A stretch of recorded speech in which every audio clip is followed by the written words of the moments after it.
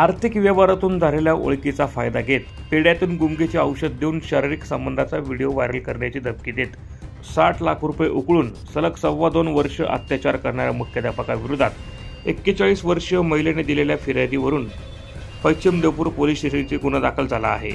गुन्हा दाखल होताच पश्चिम देवपूर पोलिसांनी सुखलाल रामभाऊ बोरसे वय 53 राहणार विवेकानंद नगर देवपूर धुळे या मुख्याध्यापकाला अटक केली आहे।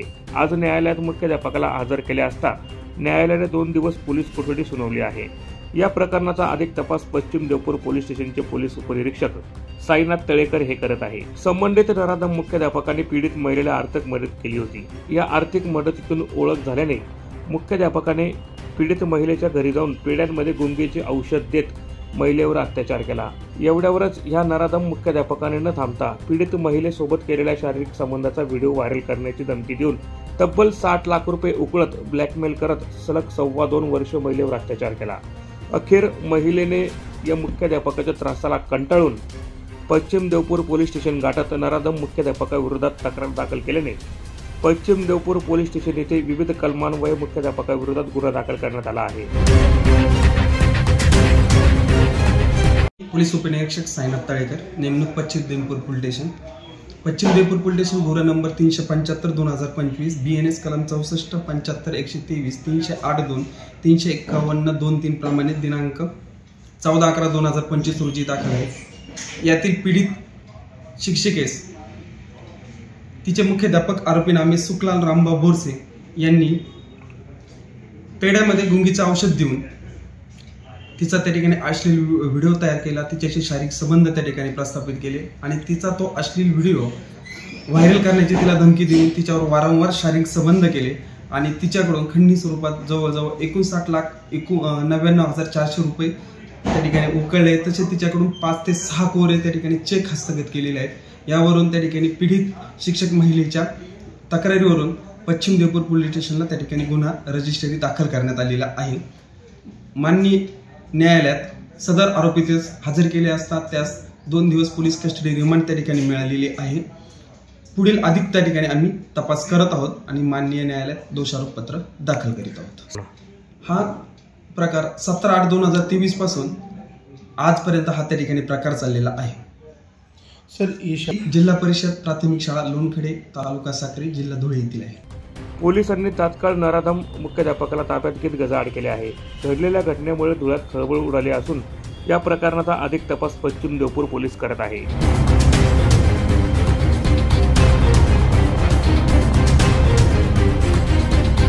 प्रतिनिधी सुनील निकम, माझा महाराष्ट्र न्यूज, धुळे।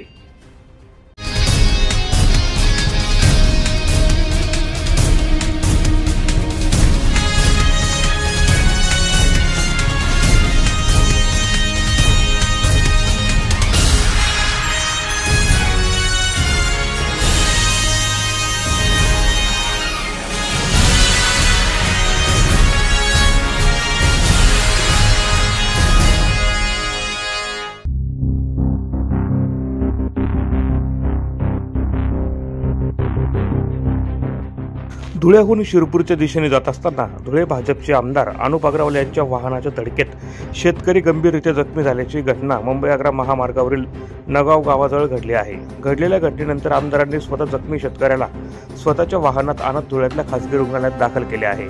त्या रुग्णालयात संबंधित जखमी शेतकऱ्यावर उपचार सुरू असून शेतकऱ्याच्या डोक्याला मार लागल्याने शेतकरी गंभीर जखमी असल्याची माहिती डॉक्टरांनी दिली आहे। यावेळी घडलेल्या घटनेची माहिती मिळताच पोलीस प्रशासनासह जखमी शेतकऱ्याचे नातेवाईक रुग्णालयात दाखल झाले होते। नातेवाईकांनी रुग्णालयात एकच हंबरडा फोडला। या घटनेचा अधिक तपास पोलीस प्रशासन करत आहे।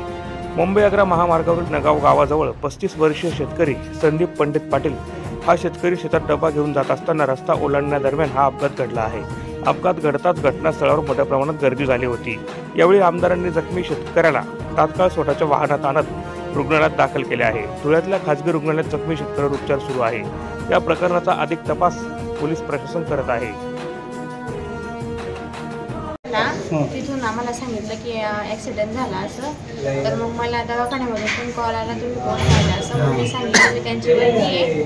तर मग त्यांनी सांगितलं की दवाखान्यात कोणी आलं नाही, मग त्यांचे भाऊ वगैरे मामा वगैरे आले दवाखान्यात, भावी काम पण पडलं। असा काही प्रकार आहे का? नाही, ते आम्हाला बी सांगतो, सकाळपासूनच शेतात गेला होता, त्याच्यामुळे त्याला नाही, तसं काही विषय नाही. नाही, कारण का आम्हाला असं माहिती पडलंय की बा तो ड्रिंक केला आणि मग त्याच्यामुळे तो ठोकरला गेला बा, असं काही. ते 8:30 वाजता निघालून घरून निघाले ते, तर आम्हाला पण माहिती नाही त्यांनी ड्रिंक केले ठिकाणी. पण त्यांचा डब्बा पण घरी आलेला आहे ना, तर त्यांनी जेवण केलेलं आहे. तुमची आता काय मागणी आहे?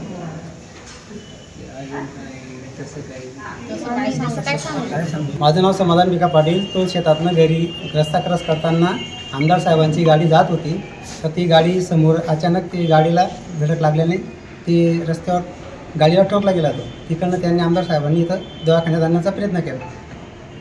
आता आम्ही बघितलं नाही ना, अजून आम्हाला बघायला टाईम दिला नाही ना, तिथून आज जायला. सिरियस आहे असं. लग्न झालेलं आहे, अजून लग्न नाही झालं.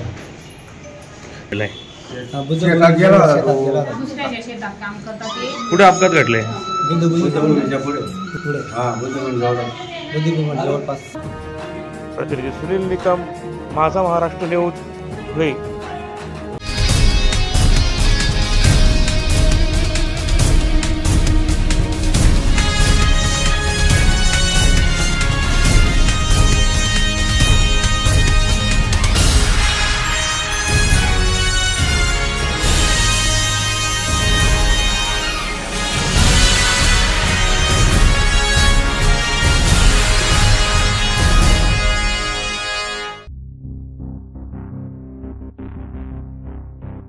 निकुंब्यातील 25 वर्षीय विवाहितेने शुक्रवारी रात्रीच्या सुमारास विहिरीत आपल्या 2 चिमुकल्यांसह उडी मारत आत्महत्या केल्याची खळबळजनक घटना उघडकीस आली आहे.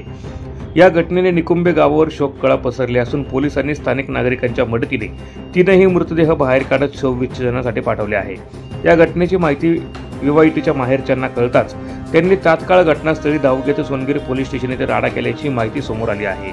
या प्रकरणी विवाहितेस आत्महत्या करण्याला प्रवृत्त केल्याने नवऱ्यासह सासू-सासऱ्यांवर सोनगिरी पोलीस स्टेशन येथे गुन्हा दाखल करण्यात आला आहे. या प्रकरणाचा अधिक तपास सोनगिरी पोलीस स्टेशनचे पोलीस उपनिरीक्षक रवींद्र बागुल हे करत आहे. गायत्री आनंदा पाटील वय 25 वर्ष, दुर्गेश्वर आनंदा पाटील वय 5 वर्ष, तर दुर्गेश्वरी आनंदा पाटील वय 3 वर्ष असे 3 मृत माईलेकांचे नाव असून या घटनेने निकुंबे गावात हळहळ व्यक्त केली जात आहे. गायत्री पाटीलच्या माहेरच्या लोकांनी दिलेल्या फिर्यादीवरून पती आनंदा चतुर पाटील, सासरे चतुर शंकर पाटील तर सासू वेणुबाई चतुर पाटील अशा 3घांविरोधात विवाहितेला आत्महत्यास प्रवृत्त केल्याप्रकरणी सोनगिरी पोलीस स्टेशन येथे गुन्हा दाखल करण्यात आला आहे. कौटुंबिक वादातून व छळातून ही दुर्दैवी घटना घडल्याची माहिती पोलिसांनी दिली आहे. प्रतिनिधी निकुंबेहून आबा कुलकर्णी, माझा महाराष्ट्र न्यूज, धुळे.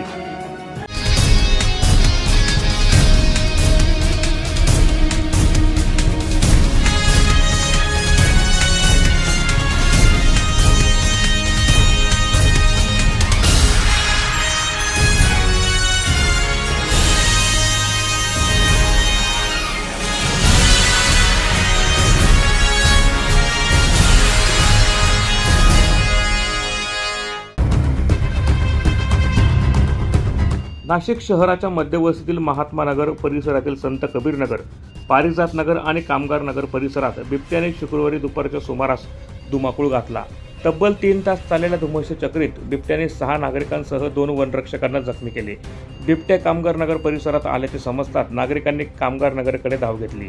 बिबट्याला पाहण्यासाठी बघ्यांची प्रचंड गर्दी झाल्याने पोलिसांना बिबट्याला सोडून नागरिकांना नियंत्रित करण्याची कसरत करावी लागली. कामगार नगर परिसरातील तारामंगल बी या सोसायटीत बिबट्या लपलेला असताना वन विभागाच्या कर्मचाऱ्यांनी सोसायटीच्या गेटवर जाळी लावली. याच वेळी बिबट्याने वनरक्षकावर हल्ला केला. वन कर्मचाऱ्यांनी ट्रँक्युलायझर गनच्या साह्याने बिबट्याला गुंगीचे इंजेक्शन मारले. अशा परिस्थितीत बिबट्याने जाळीतून पळत इमारतीमागील भागात धूम ठोकली. वन कर्मचाऱ्यांनी बिबट्याचा पाठलाग सुरू केला. 200 मीटर अंतरावर बिबट्या बेशुद्ध पडताच वन कर्मचाऱ्यांनी त्याला ताब्यात घेत पिंजऱ्यात जेरबंद केले.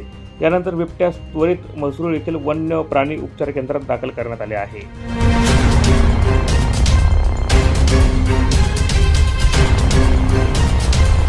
ब्युरो रिपोर्ट, माझा महाराष्ट्र न्यूज, नाशिक.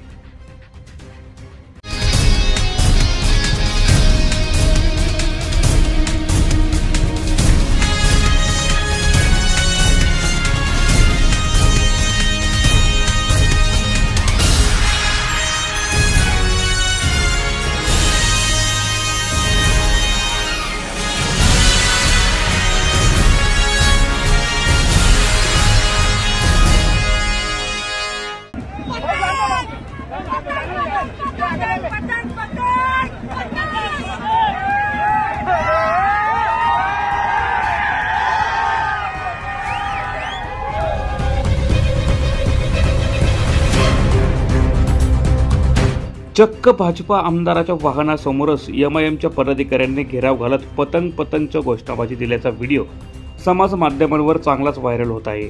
या घटनेचा व्हिडिओ समाज माध्यमांवर वेगाने व्हायरल झाल्यानंतर भाजपा पदाधिकाऱ्यांकडून समाज माध्यमांवर संतप्त प्रतिक्रिया उमटत असल्याचे दिसून आलं आहे। त्यामुळे या प्रकाराची चर्चा शहरात चांगलीच रंगली आहे।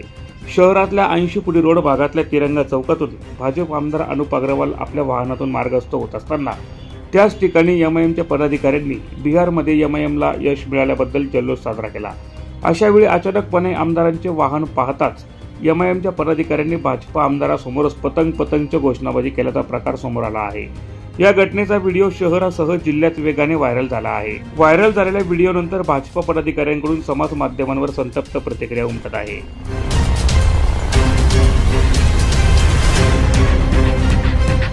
प्रतिनिधी सुनील निकम, माझा महाराष्ट्र न्यूज, धुळे।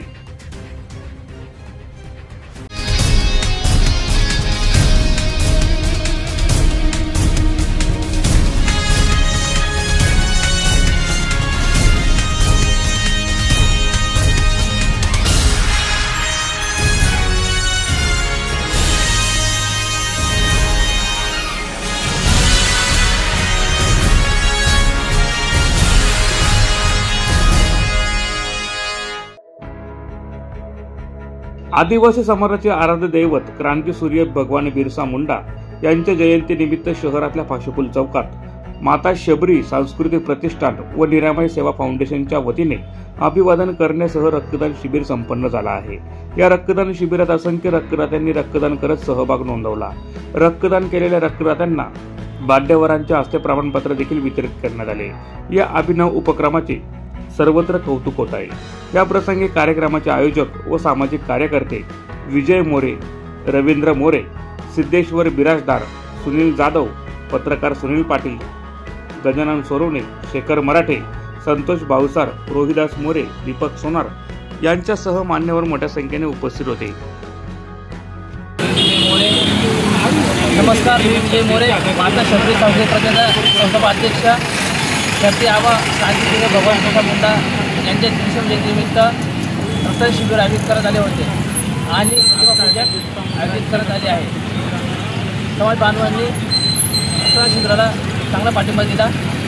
त्या निमित्ताने मी समाज बांधवांचे आभार व्यक्त करतो। विजय मोरे आणि त्यांचे सहकारी माता शबरी सांस्कृतिक प्रतिष्ठान यांच्या वतीने निरामय सेवा फाउंडेशन GMC जुड आणि यांचे संयुक्त विद्यमाने आज त्यांनी रक्तदान शिबिर आयोजित केलेलं आहे।